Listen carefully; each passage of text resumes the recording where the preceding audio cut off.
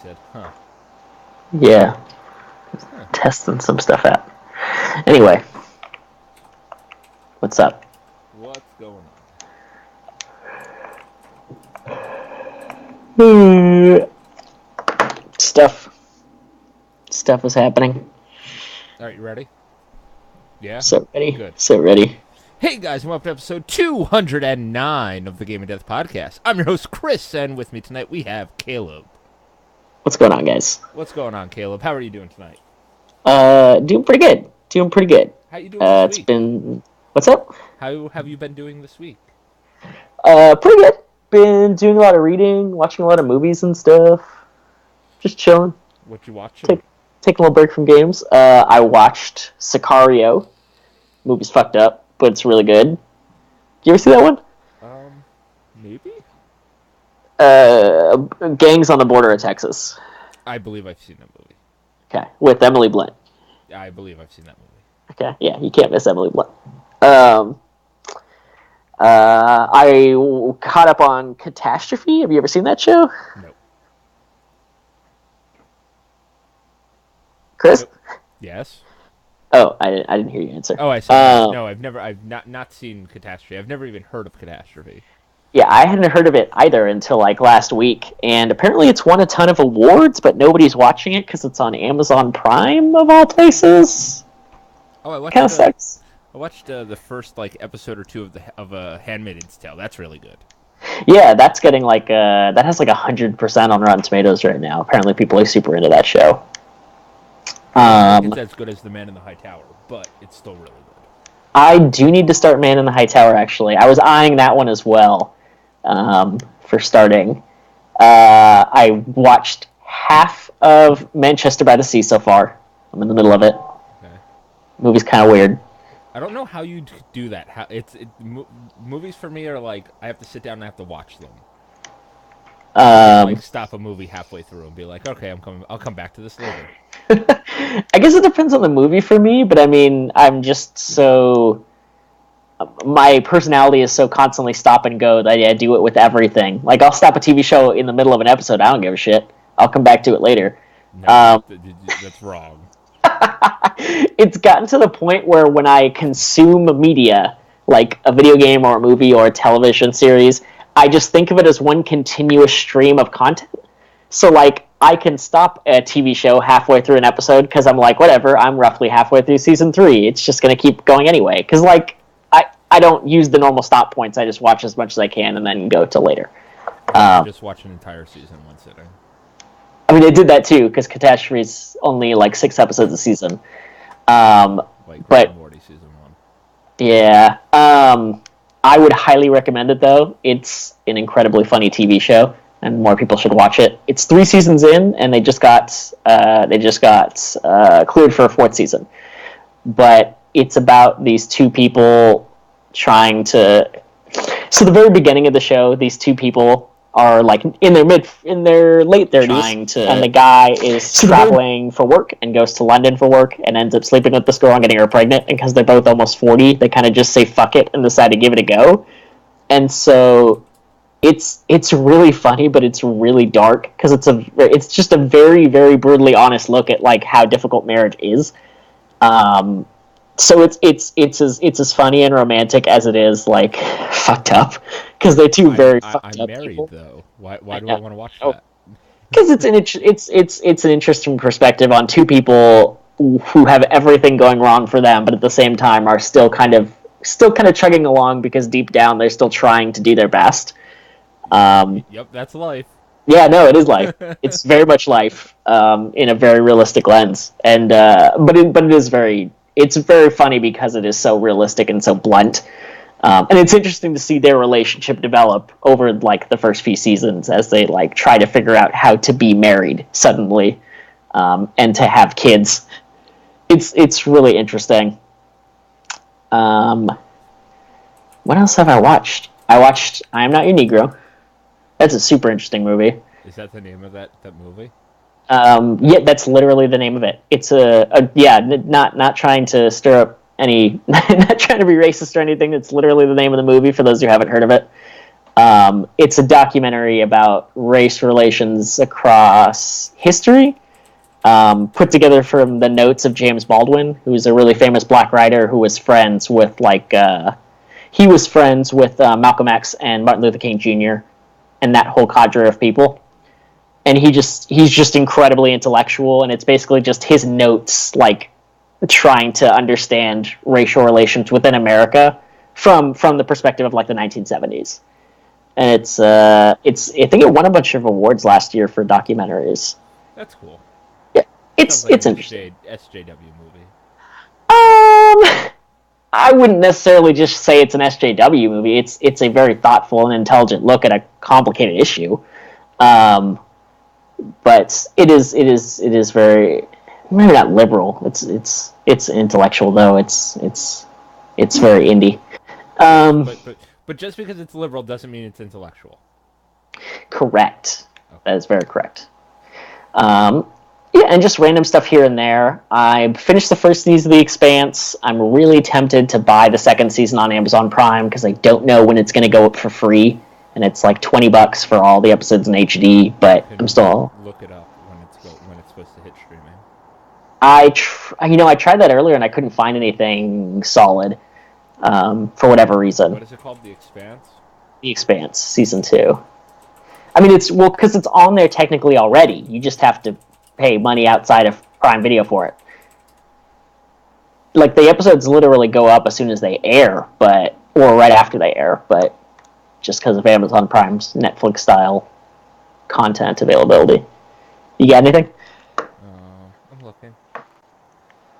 It's coming back in 2018, and that means that it'll usually hit whatever the instant for free is about 3 months before the new one comes out. The new season comes out. So I gotta wait till like the end of the year. Yeah, pretty much. Yeah, I don't know about that. Anyway, but that show's really good. I would highly recommend it, especially because the writers for that show are the executive producers for the new Witcher show coming out to Netflix. Segue into some news there. Did you start season 2 of Master of None yet? No, it's on the short list. I do need to get to it soon, but just haven't gotten around to it. Have you watched the second season? I have not. I'm waiting. Probably I will do it Sunday because then I can do the new season of Unbreakable Kimmy Schmidt and Master of None at the same time. That is also supposed to be really good. I love Unbreakable Kimmy Schmidt. It's one of my favorite Netflix shows. I never finished the first season. It's a really funny show. It's a Tina Fey show, so of course it's funny. Oh yeah, no, she's like an amazing writer. So. Yeah, she's actually pretty fantastic as a comedy writer. I was watching it with somebody, I think, and I'm not sure it's somebody I talk to anymore. So that would explain why we stopped halfway through the first season. But that's neither here nor there. Kimmy Schmidt season 3 is supposed to be really good. It comes out tomorrow. All right. Yeah, that's about it. Reading a lot about European history. Apparently, Venice had an empire at one point. I was super interested to learn. I read a whole. I didn't actually. I'm sorry. I just assume everybody took 3 years of medieval history, European history. Did you do that in college? Of course I did. Okay. I was a nerd. Well, I mean, that's fine. I just didn't do anything outside of what I had to for my majors in college because I was a double and I was super locked in. The reason I don't have a degree is because I took only the classes I actually wanted to go to. There's nothing wrong with that. You know, you're getting some learning out of it. So I have like 5 semesters of creative writing courses and 5 semesters of psychology courses, 3 semesters of European history and medieval European history. That's cool. I took my required 1 semester of quote-unquote world history. It was an interesting class. I was just a freshman, so I don't remember anything. I never took a math class, put it that way. I never took one past high school, but that's because I took AP Calc, and I didn't have to. I was in remedial math my senior year of high school. Oh, God. They taught us how to computer code. How did you get to remedial math? I feel like that's an accomplishment. I feel like you have to try to fail to get there. I did try to fail to get there. I was Wow. told that remedial math in Washingtonville was a computer coding class. Oh, okay. So Well, I was like, fuck this. I guess that's a little... Huh. And that was Remedial math was computer coding. was computer coding. Was computer coding. Yeah, it's where I That's... learned how to build websites and how to code and Flash animation and how to make Flash games. It was in a remedial math class. That just sounds fucking bananas to me. Yeah. Dude, my senior year of high school, I was in AP Forensic Science, AP Chemistry, AP Physics, AP Creative Writing, and Remedial Math. Wow, sounds like you had a... Wow, okay. My guidance counselor knew exactly what I was doing. Wow. Yeah. That's cool. I was going to be a scientist, Caleb. I was going to change the world. You were, Rick. You still can. You'll get there. You'll develop that portal gun. Anyway, should we move into some news? I don't know. Do you want to talk about news? Don't you want to hear what I've been doing? Oh yeah, actually, I would like to hear what you've been doing. I've been playing video games. I was gonna say you've been sick up and down. I've been sick up and down, but I've been well this past week, and I've been playing a lot of video games with a friend. Is his name Hollow? His name's Christoph, or as the audience knows him as Hollowblade. Oh, Hollow. He was gonna come back tonight. Oh, really? Yeah, we were talking last night. He was gonna come back tonight, and then some shit hit the fan, so he didn't come back. Oh, that's unfortunate. Okay. But he is doing somewhat better. He's kind of really been relying on me and Dawn a lot for some support through everything that's going on. So, you know, he says he listens to about the first 15 to 30 minutes of every podcast. So, Mr. Christoph, I know you're listening, so shout out to Mr. Christoph. We miss you and we love you. Hope you come back soon. But take all the time you need. But yeah, I've been playing... We've played Diablo on consoles. We played some Borderlands. The pre-sequel's really bad. Do you think it's really bad? It is really... Like, we were playing it, and we were, like, trying to play it, is more along the lines. What problems were you having with it? We hit a point where, like, we had... All of our side quests were, like, timed side quests. That there are a few time side quests that I am not a fan of in that game. And there are quite a few. I will admit that. And we're sitting there going, "What the fuck?" And the when you're driving a buggy on the moon, they control like shit. They are not the best at controlling. And the game itself doesn't control very well because of the moon physics. Like, I don't like the moon physics. It's a bit of an adjustment, definitely. So it was like, I don't... Like, why am I playing this when Borderlands 2 is bundled in with this game, and Borderlands 2 is a much better game? See, I would disagree. I think Borderlands pre-sequel is a good game. It's definitely hard to adjust to it because it's a very different kind of Borderland-type game, but in the end, I still had a lot of fun with it, even if there are still some issues with it. Will you disagree and say that Borderlands 2 is not the better game on that disc? I would not go that far. But I also haven't finished Borderlands 2. From what I know, it's basically better though. I still enjoyed it, at least. I wouldn't say it's an amazing game, but it was fun. It was fun to have a different kind of approach as far as, like... I came to appreciate the moon physics. It meant you could jump really, really far and travel really, really fast once you got the hang of it. Right, and I get that, but my thing was we were playing a game, just kind of playing a game while me and Chris were talking. Yeah. And, like, you know, just kind of shooting the shit, and, you know. So he's not dead. There has been no falling out. We're not fighting. He doesn't hate us. He's might be coming back shortly. We'll keep you guys updated. So please stop the emails asking if he's dead, if he hates us, if there was a falling out. We get probably about 60 to 70 emails a week asking if Hollowblade is dead. No, he's not dead. I was going to say, are we still getting those? 60, 70 a week. God, that's swear strong. To God, we get, like, I think this week we had the least amount. I think we got 45 emails. That's some serious asking about fan email game. asking about Hollow Blade. Asking about Hollow. I can And appreciate that. I it's can appreciate that many because, people worrying about Hollow.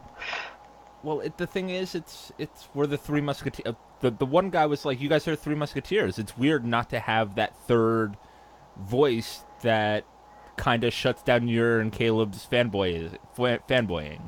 It's a little weird to not have him to bounce off of. Admittedly, he was Like, good for bits and stuff, yeah, and he's a good friend. he's a very good friend. Um, But no, he's not dead. We didn't fight. We didn't have a falling out. He's one of, like, him and Caleb are my two best friends in this entire world. So you guys need to chill out. he Listen to the just podcast. needs some time, and theoretically he'll be back for good. He might be back for just a couple of visits before that, but he will be back eventually. Like, just chill out. Guy's going through some shit right now. Yeah. All right, Yeah, we all he's- go through shit, and we all take breaks from things, and he's taking a sabbatical. Okay, he's on sabbatical. He's Are you bringing up the sabbatical term? Yeah, because he is. He's been. He is. Are you? I was. It's just funny because I remember making a point about going on sabbatical from games last time. But we've been playing. It's entered the lexicon. No, but keep going. Keep going. But we played Borderlands the pre-sequel. We played that for like a half an hour, and then we both were kind of at the same time. We're like, why the fuck are we playing this when we can play Borderlands 2? We played Borderlands 2 for like 5 minutes. He's in the middle of doing the Torque expansion, and one of the quests in there is you have to listen to Torque's grandmother tell a story. And pay I don't think I attention. did that one. And like answer questions And answer based on the questions story. based on the story. And if you fail, you have to start the whole story over, and it's like a 6-minute story that she tells. Wow. And it's a main quest story. It's not a side quest. Wow. And then once you do it the first time, the next quest is called "Listen to Grandma Torque's Story 2." And we said fuck this and went and played Diablo on PS4. It's probably a good call. So we played a bunch of that. It's Diablo, and it's like the first time I've gotten to play with Hollow since Reaper of Souls came out on PC. So it's nice to play a game that both me and Hollow Blade very much enjoy together. Being able to play that game together. That's the game that we've played the most. I finally got my platinum in that game, by the way.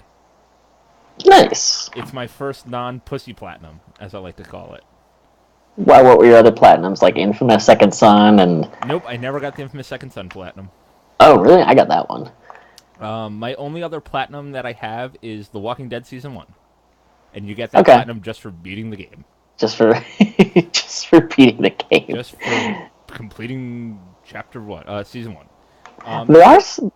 Oh, go ahead. Oh, go ahead. No. Oh, I was gonna say there are some games that you can get platinums pretty easy on, but even then, I don't normally go for them. Like the Uncharted games, they're super easy, and a couple other games they're pretty easy. I That's have all this I'll say. problem where I get really close to platinums, and I'm like, yeah, I'm gonna platinum this game, and then I get like 1 or 2 trophies away, and then I go, never mind.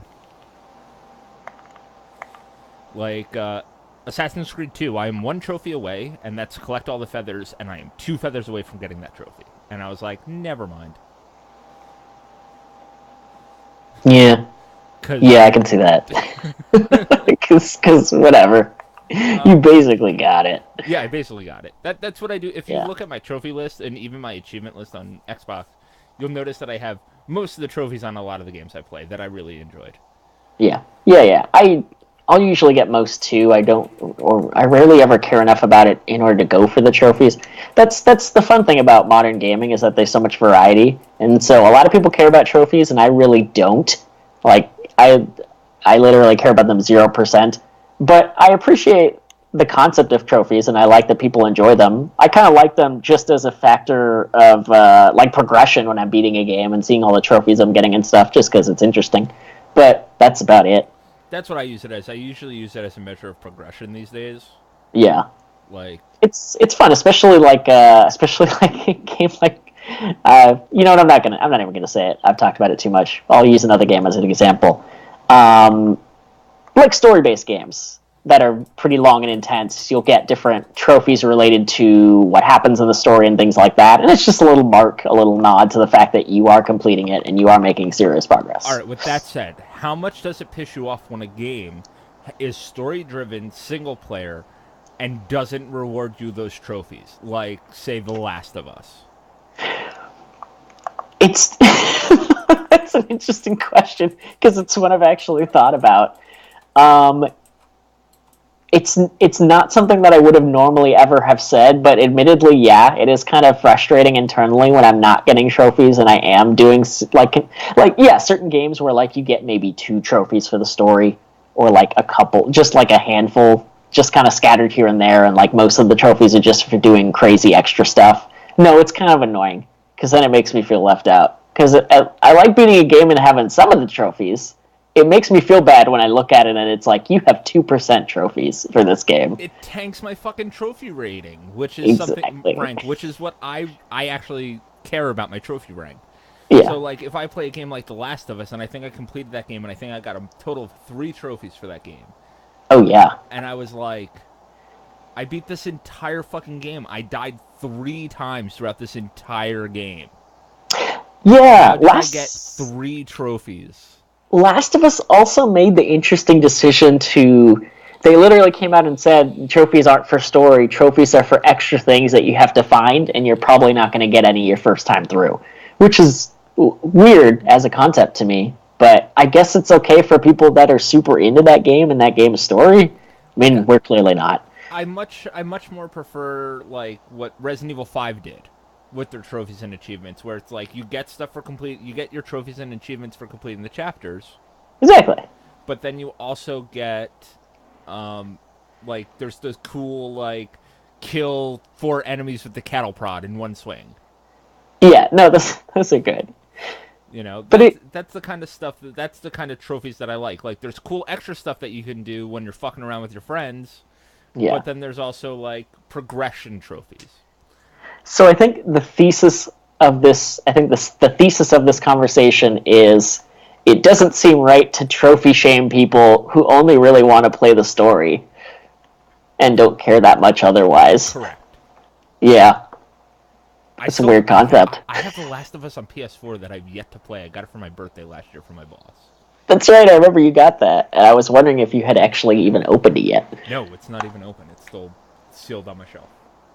We could do that at some point. We could do a Last of Us riff through.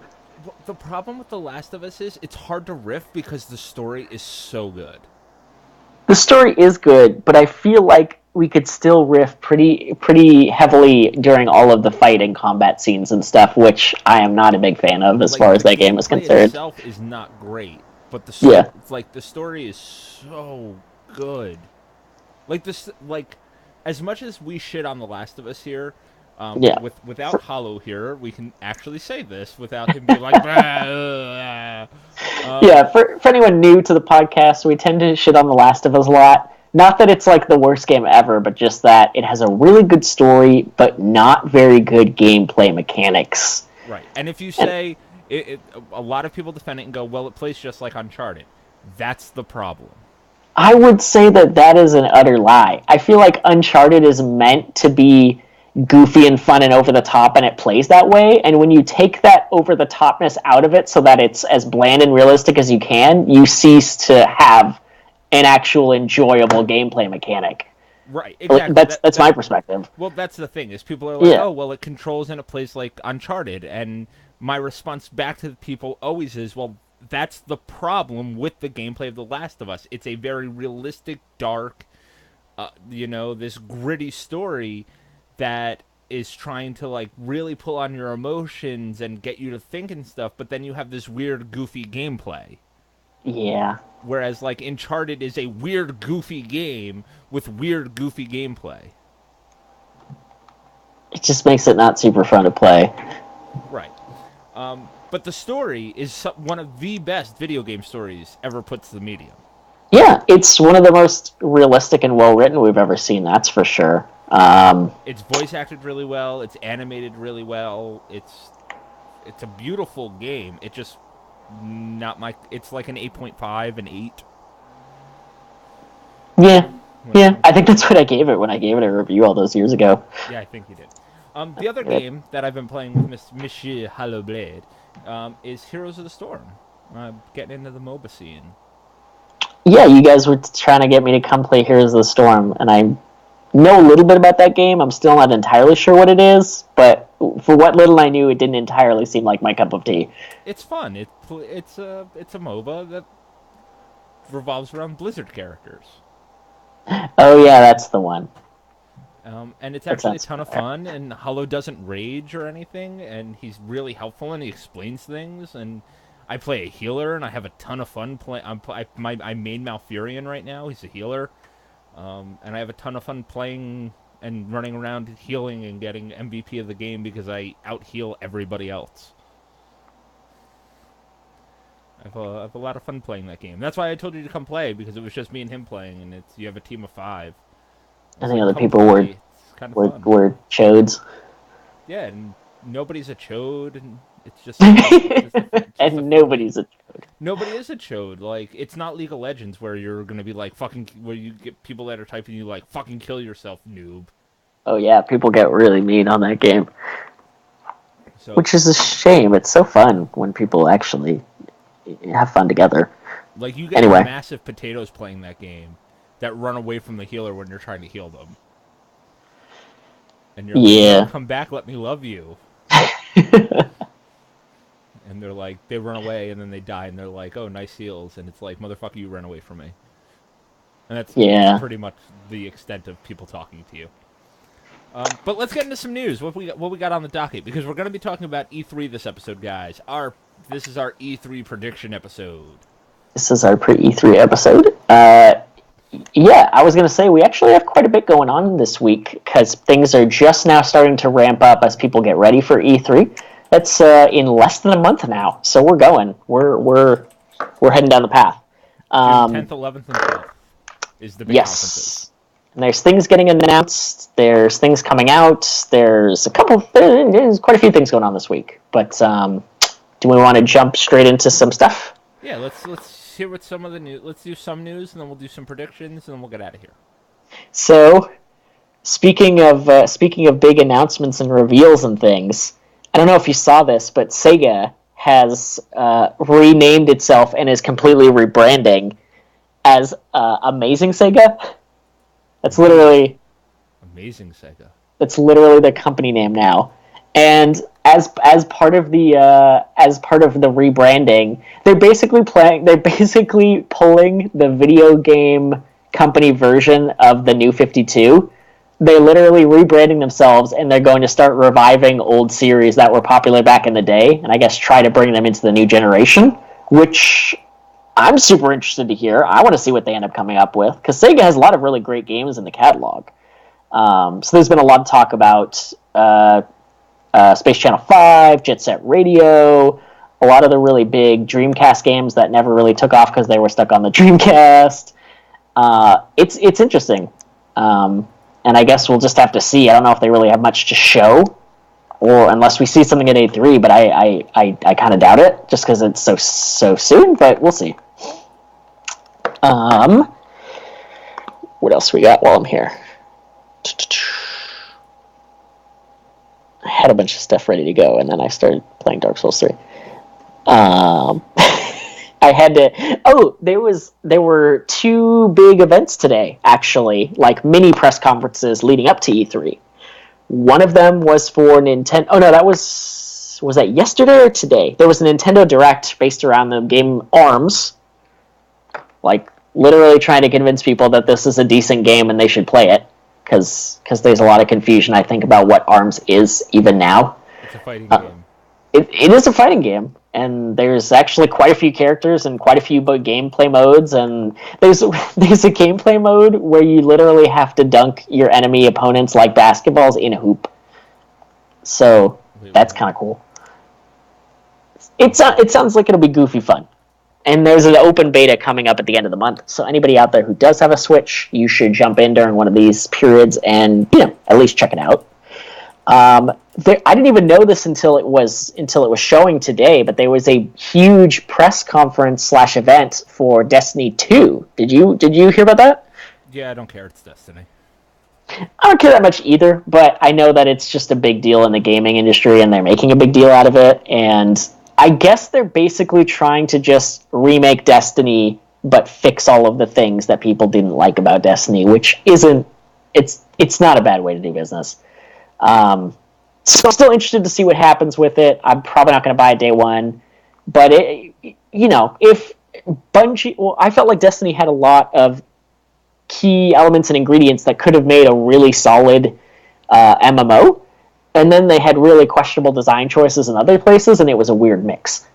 So I'm curious to see if they can really turn it around and come up with something cool. But that was a huge stream this morning. There's all kinds of videos and stuff up for gameplay and whatnot. I haven't watched too many, but they are out there. Life is Strange is getting a sequel, in case anybody besides me is curious about that. New release date. South Park has a new release date. I was going to get and October. There's a new trailer out for it. Which, have you seen it? With the farting vigilante, yeah. It's pretty fantastic. I'm pretty excited for Fractured Butthole. I've had that paid off since last year's E3. That's right, because they wouldn't let you take the money back, right? Or was that a different game? Nope, that was that game. That was. I pre-ordered on Ubisoft's website, guys. You go back like a year now. I pre-ordered on Ubisoft's website, and I got my free Stick of Truth, and then I was like, hey, you guys took your money. Why the fuck did you guys take your money? This game's not even out yet. And they were like, oh, that's what we do. And I was like, oh, okay, cool, whatever. And then they pushed it back. And I was like, okay, cool, whatever. And then they were like, no release date announced for this now. And I called them up and was like, yo, can I has my monies back then? And they were like, nah. And I was like, no, seriously, can I has my monies? Like, what if this game gets canceled? Do I get my monies back then? And they're like, I think so. I think so. So sounds like some really solid customer support you get. I might just when this game comes in, I might just return it to the store just out of principle. That's just to keep that money from Ubisoft. No, they already have my money. Well, I guess they already do, but you can build Pokemon at Build-A-Bear now too. I had heard that was going to be a thing, but I didn't know when that was happening. What kind of Pokemon can you build? Pikachu, Eevee, Charmander, and Squirtle. I mean, I might want to go build myself a Squirtle, to be honest. I might want to go build a Charmander, to be honest. I'm not allowed to give it to Dawn, though. You're not allowed to? No. I used to have a huge thing where when I used to break up with girlfriends, I'd break up with them by giving them a Build-A-Bear. Oh, really? Yeah, so I'm not allowed to give Dawn a Build-A-Bear. That's an interesting approach, and sounds like some good rules by Dawn. Yeah, well, it was. I can appreciate that. Like, hey, I don't want to be with you anymore. Have a bear that'll remind you of me forever. It was wow. Okay, that's kind of fucked up now that I think about it. Yeah, exactly. All right, cool. Wow. Well. All right, Far Cry 5 got announced. Far Cry 5 got announced. Literally just a logo, and hey, it's coming. So get ready, I guess. Do you think we're going to see this by the holiday season? Actually, probably. I think so too. And there's been a lot of hints around the new Assassin's Creed. So, are we going to get to predictions? Yeah, we're getting to them right as soon as we're done with news. Okay, then let me do some stuff real quick. Futurama is getting a mobile game that actually looks pretty good so far, but we don't know too much about it. There was just a teaser released. They should bring back the show. I think they're doing that too, but I'm not sure. No promises. Capcom is hoping to eventually sell 10 million copies of Resident Evil 7, so you know what that means. Resident Evil 7 on everything. On your phone, on your Switch. It's going to be everywhere. So be ready for that. Devolver Digital is doing an E3 press conference. Devolver Digital, the known publisher that has worked with a lot of indie companies in the past to help publish their games, including the guys from Hotline Miami 1 and 2, and a number of other games. They fund all kinds of stuff. So that should be interesting. Their Kentucky Route Zero is in the newest Humble Bundle. The Surge just came out. For anybody who was curious, I didn't even. 2 came out too. Injustice 2 also came out, which is arguably the better game. Have you been reading stuff on Injustice 2? On Injustice 2, yes. Yeah. Unjustice. What the fuck is Unjustice? Yeah. Play that game. The facial animations look fucking bonkers. Yeah, everything I've heard about that game I've heard nothing but good things about it, which is I kind of passed on it because I figured there'd be too many other games that I'd want to play.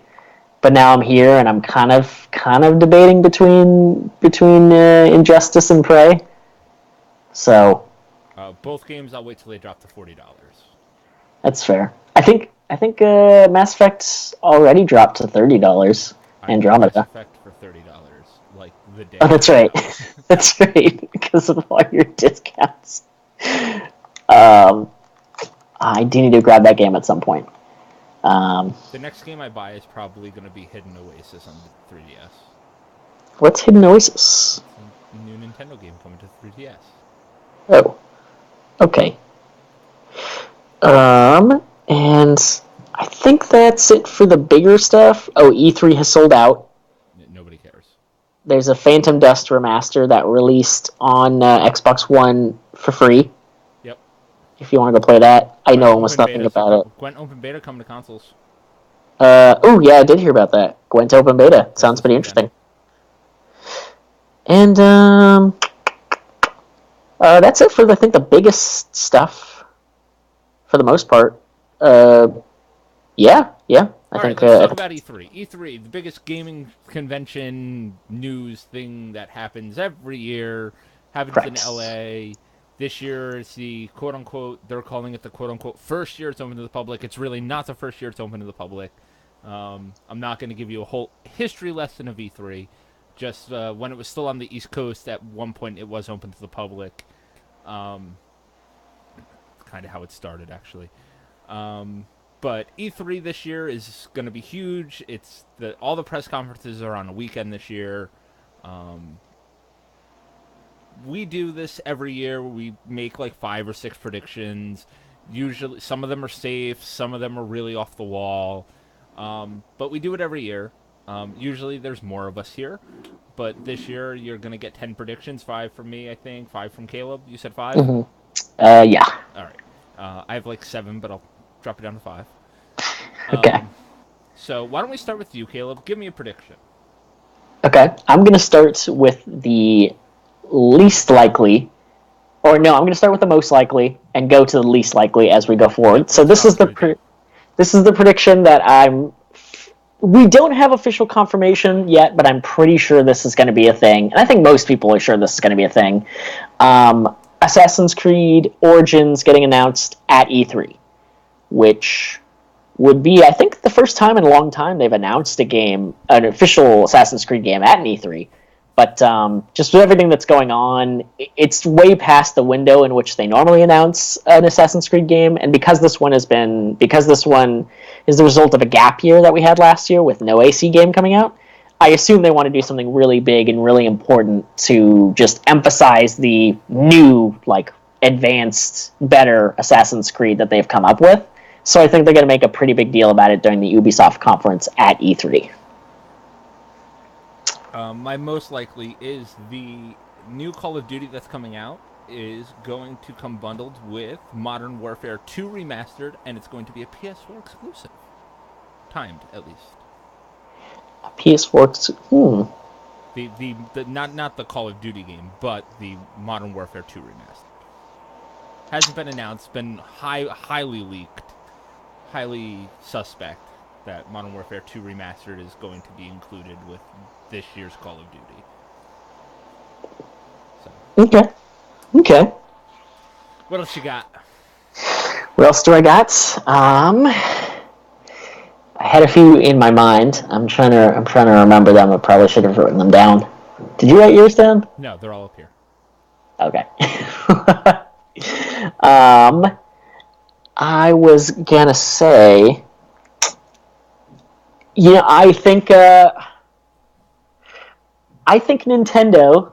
I don't know if they're going to show us too many new games as much as they're going to actually give us release dates for the massive amount of games they've already announced for the Switch.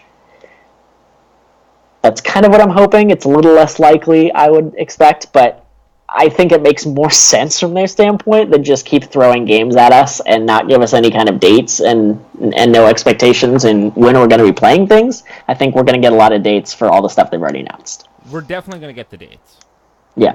We're definitely going to get the dates. My prediction is, above and beyond that, is we're going to get the dates, and they're gonna tease us. They're going to tease us with, like, one or two old Nintendo games that people have been clamoring for new versions of. So they're either going to give us, like, a new Metroid and a new F-Zero. And it's not specifically for the Switch. It could be, like, one for the 3DS, one for the Switch.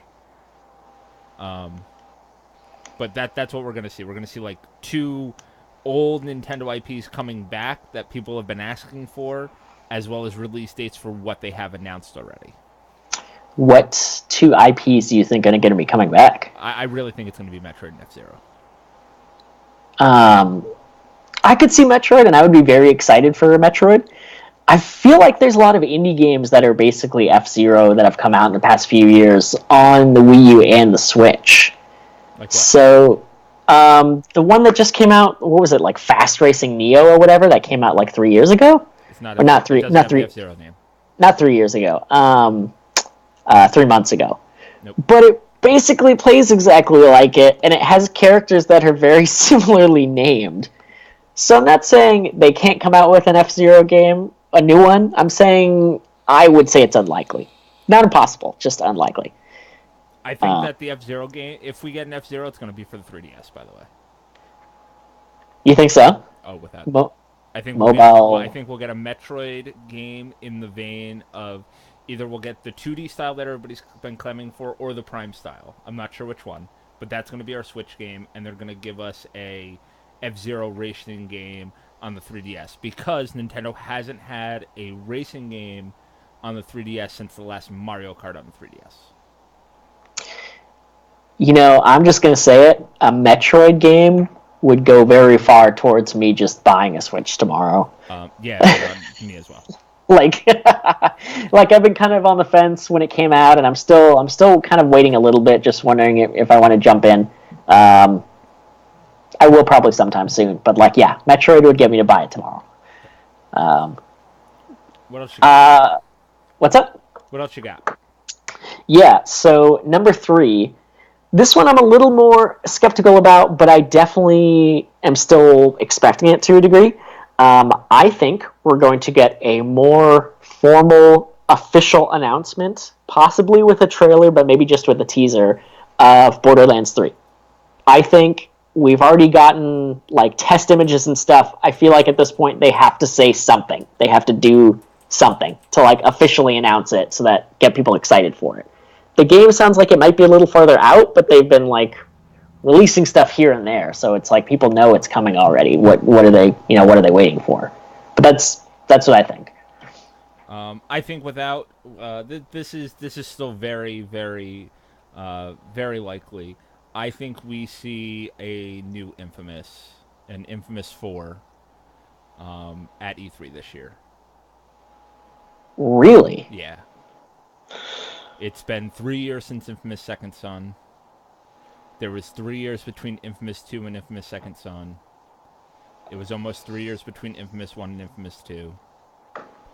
We have no idea what the hell Sucker Punch is currently working on. Everybody thought they were working on Spider-Man, but that's Insomniac.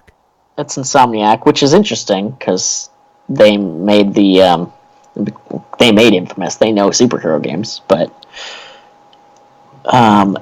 yeah, there's literally nothing they've announced since the expansion for Infamous, which was First Light back in 2014, the same year the Second Son came out. I was gonna say that was a fucking long ass time ago. I haven't heard anything from them since then, and I remember being really excited after that game because I liked it a lot, and hoping to hear what they might be working on next. But it's been. You think we'll get a 4 straight up? I don't know if it'll be called like Infamous 4. It might be called like Infamous Origins, or the Return of Cole McGrath, something along those lines. Yeah. I don't think, because we had Infamous 1 and Infamous 2, I don't think we're going to have Infamous Second Son 2. I think it'll be like Infamous Origins, where Infamous Second Son 2. Right. I think it'll be like it'll be Delson continuing on, but more along the lines of good ending being canon and trying to figure out what's next. See, we talked a lot about Infamous Second Son when it came out, and I'm a little mixed on the character of Delson. I think it's a fun story, and he's fun to play as, but as far as like a lead, I'm still not sure where I fall on him, or how I view him. I wouldn't be surprised if they tried to pull an entirely new character, if they were going to make an Infamous 4. But I don't know. I don't know what the final consensus was on him as a gaming character. I think they bring, if we don't do Delson, they bring Cole back, without a doubt. Yeah, I think a lot of people would be happy to see him again. Like, that's my thing, is Cole is such a likable, awesome character, and with spoilers for a 6-year-old game, at the end of Infamous 2, which we now know the canon is the good ending, he quote-unquote dies, but then the lightning bolt strikes, and then you play through the game of Second Son, you run into Zeke, and there's rumors that he might still be alive, and that's the whole reason Zeke's there, is because he heard about a conduit running around, which happened to be Delson, not Cole. Yeah. So, and I think it'd be cool, because Cole dying and then coming back could be a good reset of why he doesn't have all the awesome powers that he had in Infamous 2. Okay. I can see that. I'm excited. Without a doubt, I think that we're going to get another Infamous game. If it's done by Sucker Punch, I'm not sure, but I think we're going to get another Infamous game. It's one of Sony's like flag waving series, like God of War. And they always tease, like, I think we'll get God of War. I think God of War we're supposed to get this year, and they usually tease us like a year in advance with a game. That's why I think that they'll show us like Infamous. I wish they'd show a Siphon Filter, but they won't. So I think we'll see. Okay.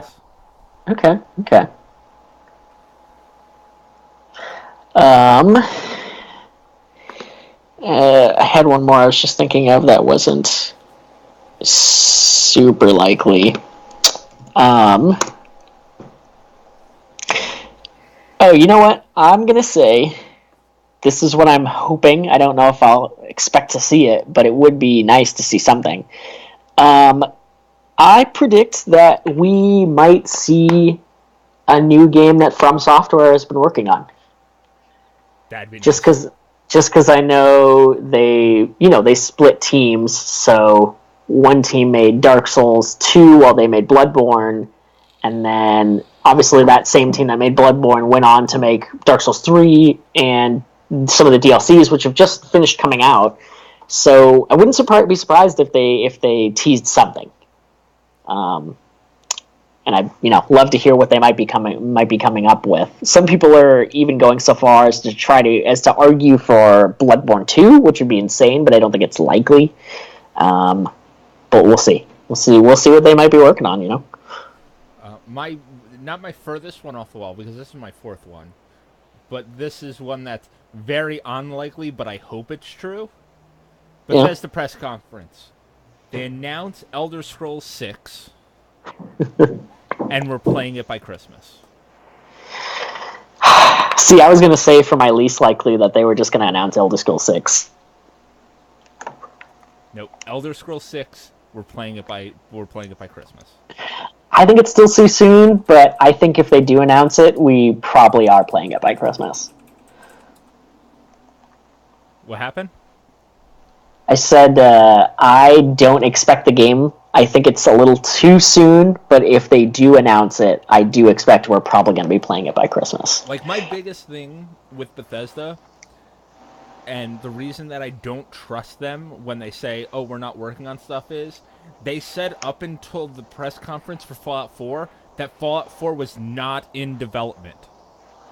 That's true. They literally did do that. They said, "Oh, Fallout 4? No, we're not working on it. No, not even a thing. Like, if we start working on it, it'll be years before you see it." And then E3 that year, they were like, "Oh, here's Fallout 4. Oh, by the way, you'll be playing it in November." So they say, "Oh, no, nobody's working. We're not really working on the Elder Scrolls. We're not really working on." I think they are, and a lot of people will be like, "But look at everything they're doing with Elder Scrolls Online. It's a completely different team. That's ZeniMax. It's not even Bethesda Works." Is it really? Yeah, that's ZeniMax that makes Elder Scrolls Online. I get them so mixed up because I know they're like part of the same company, kind of, but I don't know exactly how they're different. ZeniMax is not a Bethesda company. They are a third party off of that. They're like a subcontractor for Bethesda that is making the Elder Scrolls Online. Okay, I thought they were the holding company and they owned them, but I guess I was off. So that is not my most ridiculous prediction, by the way. Just FYI.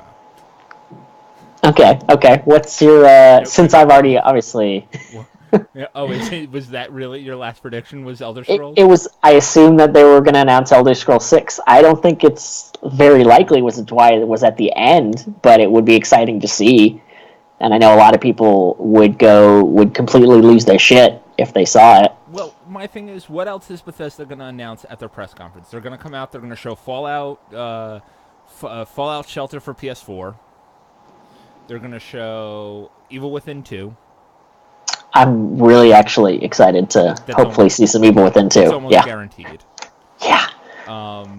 What else? Very divisive game, but they're going to show Elder Scrolls Online DLC. Well, I was going to say, do you think they have any more? Well, no, they came out with all the Fallout DLC already, right? Yeah, all the Fallout DLC is done, over with. Wasn't that conference like 2 years ago when they announced Fallout 4? Yeah, it was 2015, the year I got married. I was going to say, I've still never played that game. Which is funny, because I said one of these days I'd play it, and now it's... Anyway, yeah. I mean, it's they're due for something big. I just expect more lag time between how big those games are, you know? I don't know exactly what they would have in mind for Elder Scrolls 6. I just know there'd probably be a fucking gigantic game. I think it's been in development since after Skyrim was released. That far back, you think they started... Oh, yeah. They hit the drawing board and started coming up with new ideas? Oh, I think they hit the drawing board right then and there. Because it blew... Like, Skyrim blew up. Like, Fallout 4 was huge, but Skyrim was larger. Skyrim took over the gaming community. Like, that is true. Than really any game has in a while. I remember that. I remember when that happened.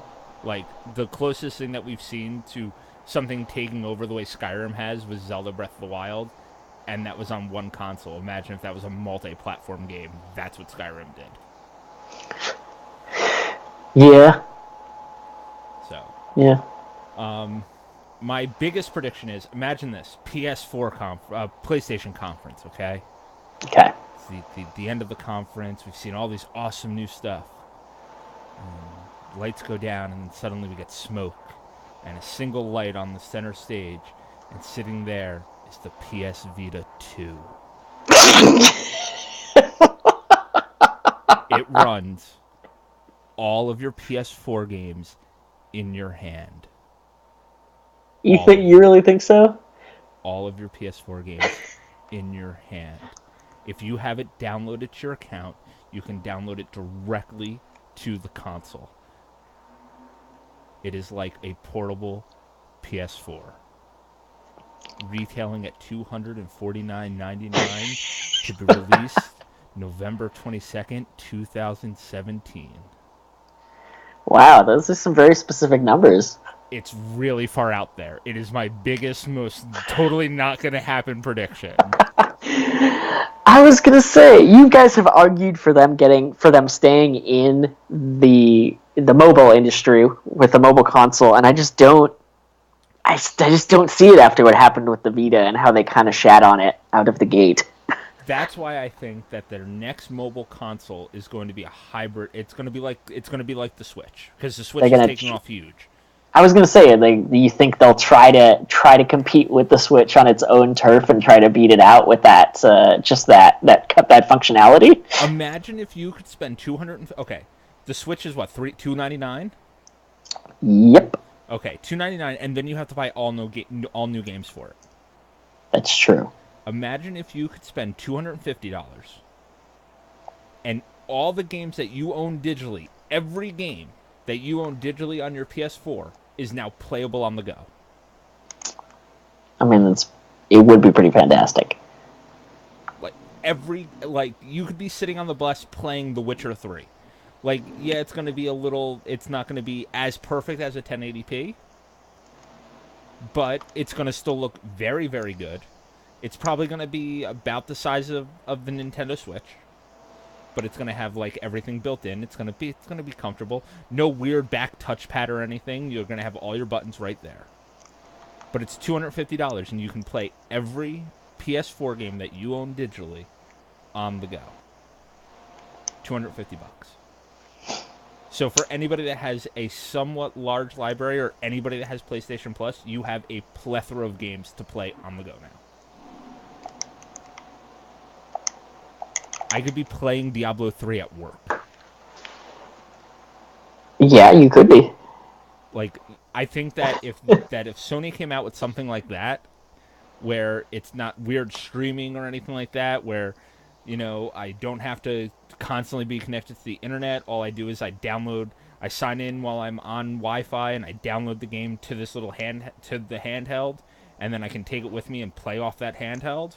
I think that is an amazing idea. And I think that it would sell bonkers, because they don't have to develop any new games for it. It is just like a portable PS4.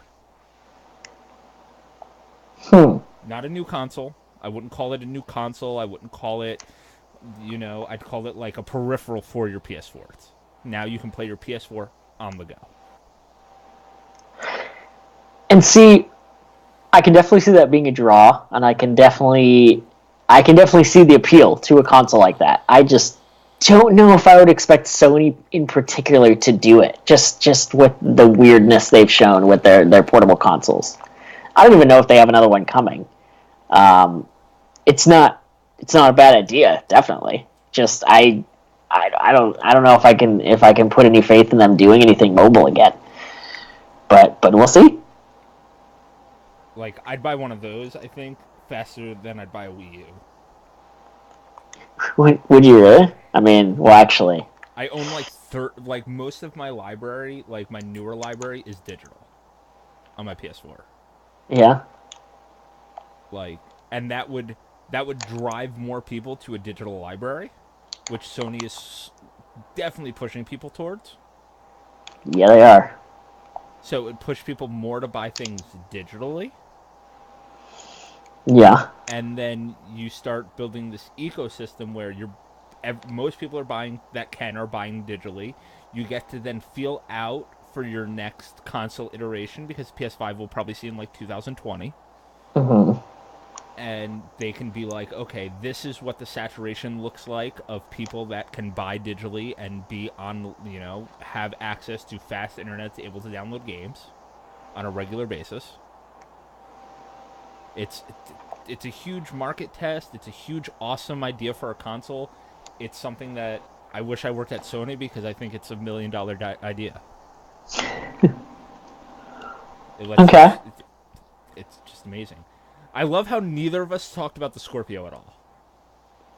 Oh yeah, is that what? Are they actually? Yep, that's I coming out thought this November.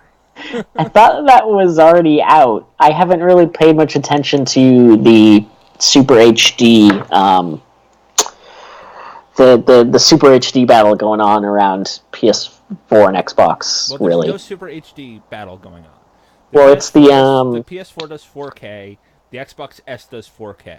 The Scorpio is the big daddy of this generation of consoles. It like 18 teraflops or whatever the fuck it is. Oh, that's right. Like, it's not just graphical power, it's also like better AI and, better processing speeds and better load times and all this other happy horse shit. But That's cool, I guess. like, it's a fucking new console that plays all my old games, and all the new games will also play on my old console. So, like, That's kind of cool. at some point, I'm gonna want a PS Pro. Like, at some point, Yeah, I probably will at some point too. like, because I love the PS4, and I usually upgrade my core console once in a generation cycle. But I'm waiting to see, like, if they make like a PS4 Pro Slim, which is what they normally do. Like, I didn't upgrade my Yeah. PS3 until they came out with the slidey top PS3. Oh, really? Oh, yeah, I have one of those still. So, yeah, I still have my fat one too, my George Foreman grill, but I also have the slidey top one. I'm so mad they got rid of the backwards compatibility like a quarter of the way into the console generation. What pissed me off the most about that was the first PS4s to not have backwards compatibility were the PS4s that launched at the same time as Metal Gear Solid 4. PS3s? PS3s Yeah. were the Oh yeah, no, same PS4s that launched with Metal Gear Solid 4. that was when I bought the console. That's when I bought the console. And I was so frustrated because I had hundreds of PS2 games because the PS2 was a huge console deal for a long time, and I just couldn't play them. It was, one or the other. It was endlessly frustrating. Like, right now, I play my Xbox One every once in a while because Skyrim is better on it than it is on PS4 because mods can use outside assets, Oh yeah, which they can't on the Sony console. they cannot. And almost all of my Xbox Live Arcade games that I had massed over the years are playable. Hmm. So I can, like, if I'm like, hey, you know what I feel like playing today? I feel like playing Castle Crashers. I can boot up my Xbox One and play Castle Crashers, or Yes, you Castlevania can. Symphony of the Night, or a plethora of other games that I play. But those are pretty much the two games. But it's just and Xbox One being backwards compatible is quite nice because I have almost the entire Xbox 360 library. Nice. The only way to play Mass Effect 1 and 2 right now. 1, 2, and 3. Oh yeah. Because EA's like, fucking HD re-releases. We're not in that. We're not in that. We're not into selling old games again. We're gonna just focus on new stuff only. Yeah, yeah. And I'm like, you guys suck. Do you think? Question: since we're talking E3, do you think we're gonna see a new Fable? I was that actually came to mind randomly while we were talking. Um, predictions earlier, and I kind of just figured, nah. I don't know if I expect another Fable anytime soon, but I do know it's owned by Microsoft, and I know it is a cherished property of theirs, which they like to shove everywhere they can. So I think we will. I think we'll see a new. I think we'll see a new Fable, and I think it'll probably be developed by Rare. you think it'll be a full-on franchise entry, or like an entry into the franchise, or like a spin-off? I think it'll be like, here is a fresh take on, like, kind of what they're doing with Crackdown. Like, here is a Yeah, fresh take on Fable. here is Fable 4 / Fable new version or whatever Yeah, they like, call it. here is a reboot of this franchise. Okay. I can see that. The Fable games are good, they're just not great. I think the first one's great. Okay. I think the second one is meh. Like, it's good, but it's like, if it was longer, it'd be better. And the third one is just trash. just trash. Yeah, I liked the first one back in the day. It didn't have any of the things that Peter Molyneux said it would, but it was still a pretty decent Zelda-ish Diablo kind of clone thing. But never played 2 or 3. Never actually took the time. Two's interesting. It's just, like, if you thought 1 was short, 2 does the same thing, except rather than letting you play the 10-year fast-forward time thing that's in 2, they throw you in jail and then fast-forward 10 years. Oh, okay. That's right. You're like a kid who lives in the gutter, aren't you? Yeah, you're a kid who lives in the gutter, and then you play like the first like 30 minutes as the kid, and then you get thrown in jail, and then you get taken out of jail and play the game, and then you kill the king, and then you become the king, and then you do all the end game stuff, and then at the end you're like, do I want to bring everybody back to life? Do I want to bring my sister back to life? Do I want to bring my dog back to life? Are your sister and your dog included in everybody, or do you have to No, choose? no, it's everybody but those two. Oh, that's talking about divergent endings. Yeah. And they're like completely different. There was an achievement for you. Yeah. Oh, so speaking of which, this is something that I hadn't picked up on until I saw Destructoid finally released a review from Prey, actually, which we were talking about last week. And I read the review, and I learned some interesting things about the game that weren't touched on as much by some of the other people who played it. So apparently, that game has one of the reasons why I guess people didn't like it was probably because they got a shitty ending. Because that game literally is like it has like many endings. I don't know how many. I just know there's a lot of them because there's a lot of branching pathways. But while you're going through the game, you're making decisions that you don't know you're making.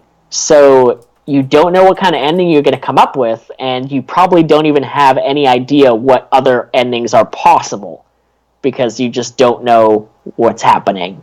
And that sounds like a very jarring story experience for a game.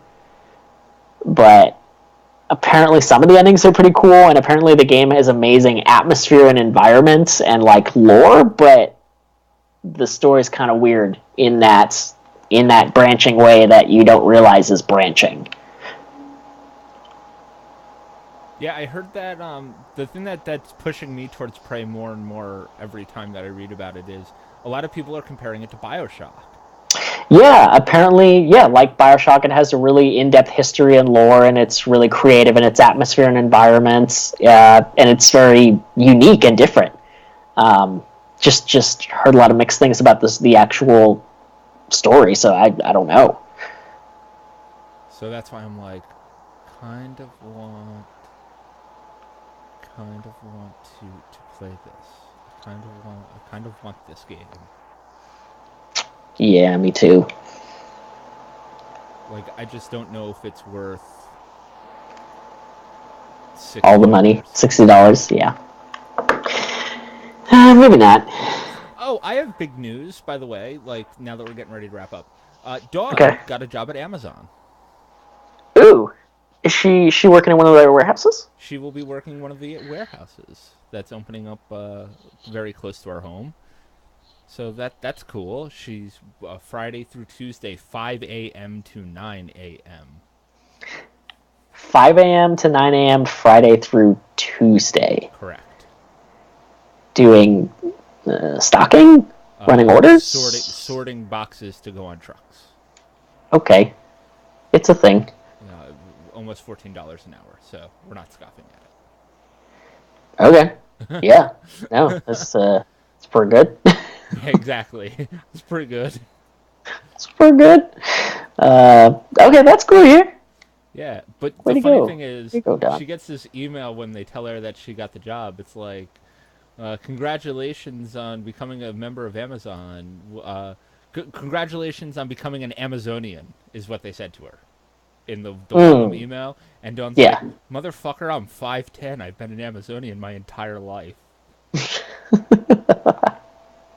So I thought it was funny. Yeah. Okay. You ready to wrap up? Yeah, I think we are. All right, guys, if you want to get in touch with us, you can send us an email to podcast@gamingdeath.com. That's podcast, podcast, at gaming, gamingdeath.com. You can like us on Facebook, facebook.com/gamingdeath. Make sure you guys head over to geekyantics.net to listen to more great podcasts just like this one. That's our mothership site. So make sure you guys go over and listen to them. What else do I have to plug? Oh, if you're listening on iTunes, Stitcher, or SoundCloud, please leave us a review. That helps us get up in the rankings, and we're trying to, we're always trying to get more fans. So tell your friends about us. But I think that's going to do it for tonight. I'm Chris. I'm Kyle. Have a good night, everybody. Night, guys. And I'm spent. Good podcast, Kyle, Kaleb. Good podcast. Hey, chat. Have a good night. Thanks, everybody, for showing up. Night, guys.